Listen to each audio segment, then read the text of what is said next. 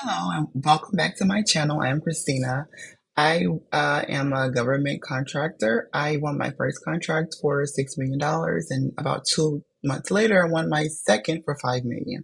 I now have 4 contracts in 2 different cities.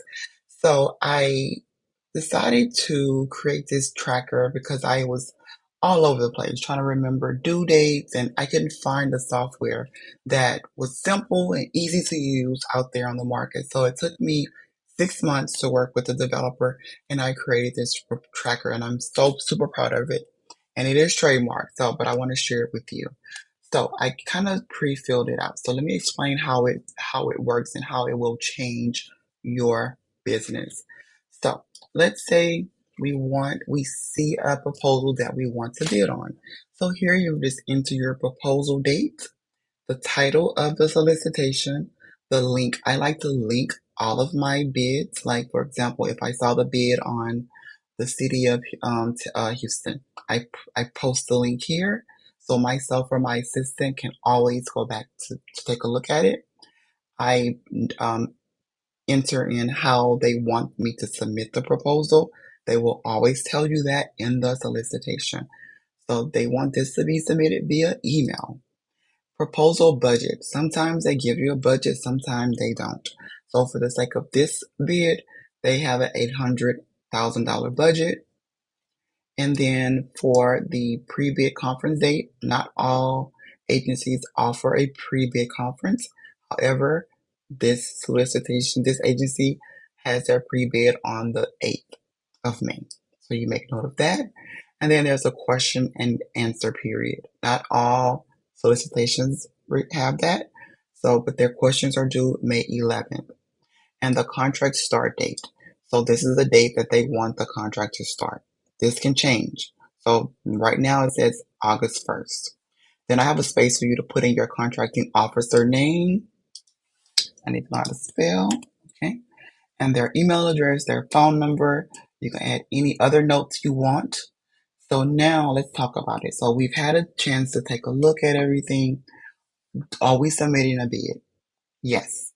So you noticed if I hit no, um, that goes away. If I hit yes, it tells me to see the bid submittal sheet.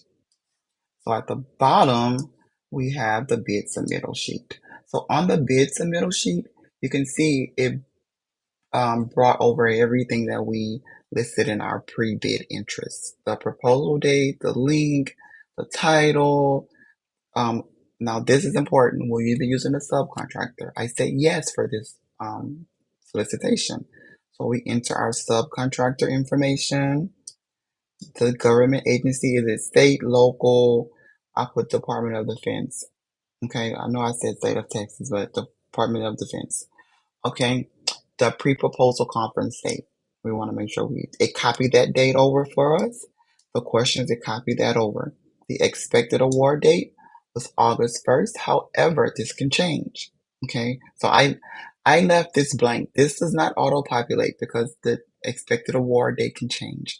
Now the next code. So most companies already have identified their next code. However, some agencies get this code wrong within the solicitation. So I like to make sure that you're looking through the bid and notating what next code that they use for this solicitation. Now, set asides. So most government contracts have set asides like veterans, small owned, disabled. So I put a set aside small business. If it's not applicable, leave it empty. Just leave it blank. And then it copied over the contracting officer information, their phone number. Now the contract amendment or addendum. This is very important. Did they include any addendums? Yes or no? If they did not, you're great. If they did, they will want you to sign off on those addendums. So this is why it's important to always go back and sign up for alerts. And before you submit your contract, your response, you are looking at any new documentation that they have posted, okay, that the agency has posted. A space for any other notes. It copied over the link to your bid and documents. The follow-up action. So most of the time after you submit your response, you may be called in for an interview. So I like to make a note. I had an interview with the correction officer on whatever date. Now let's talk about, did we win the contract? We say we won it. Yay. So after we win, this auto populates. I want you to know it says see post bid review if not awarded. So let's just say we won. So it says see award fate sheet. So let's say we won this contract. It goes to the award. So this is the contract that we had. So it brought over all of the information, the location. We put the admin office, but everything else populated. Now, the contract acceptance date. So this is a date that after you were, okay, let me back up. So the award date is when you were notified by the agency that you were the winner. This was on June the 3rd. However, they have to give you time for you to review the contract with your attorney. So let's say you accepted it on July 1st. Okay. Your start date is not until September 1st. Now the end date will be sometimes 5 year contract. So the end date will be the start date is 9/1. The end date will be 8/30. I think there's 30 days in August. I'm not sure.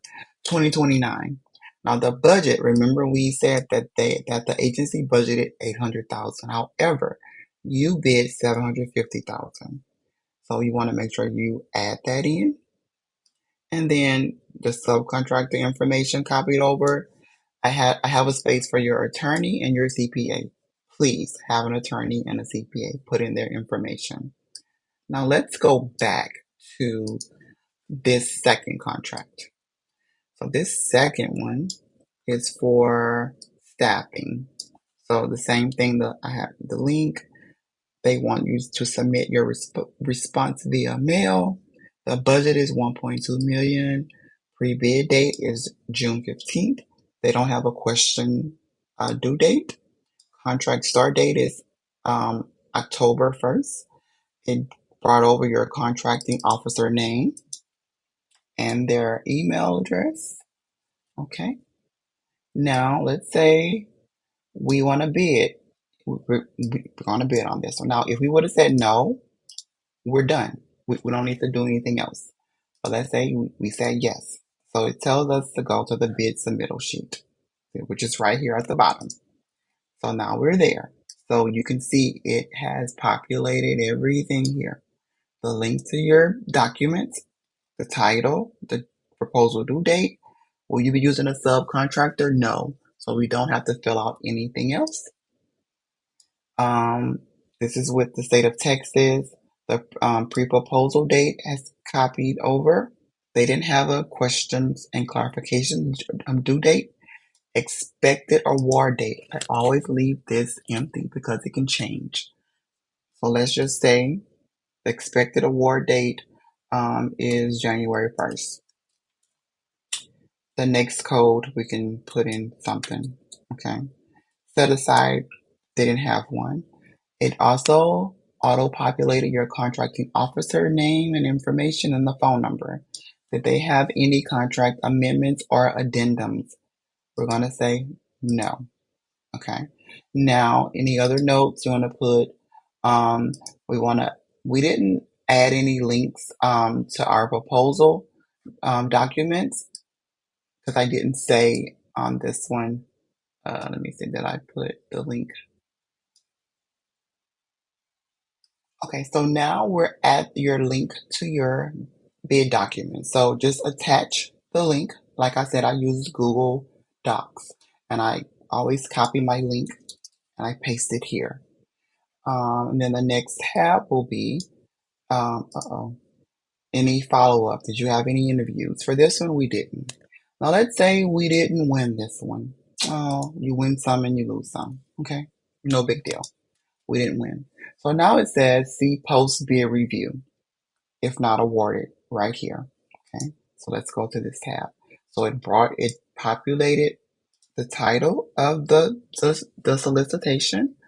Now, if you, for every bid that you're not awarded, you can request a debriefing meeting with the agency.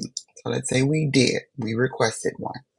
I want you to document the feedback during the debriefing. They will tell you why you were not selected. It could be because of your experience. You failed to submit a required document. You were priced too high. Anything. It could be any reasons. And you can add other notes here, and then any other reasons, why you were not awarded, if you know, right? So I left you a lot of working space in this tracker to help you.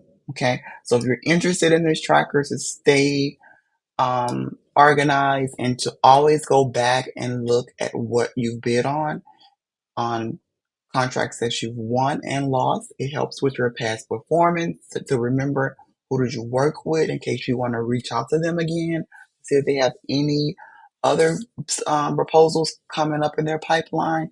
This tracker will help you keep track of that information. So I hope you found this video helpful. I have a link in my bio if you want to download it. Just make sure you save a copy on your computer when you download it. And it was nice giving you a quick overview of my tracker. Talk to you later. Bye.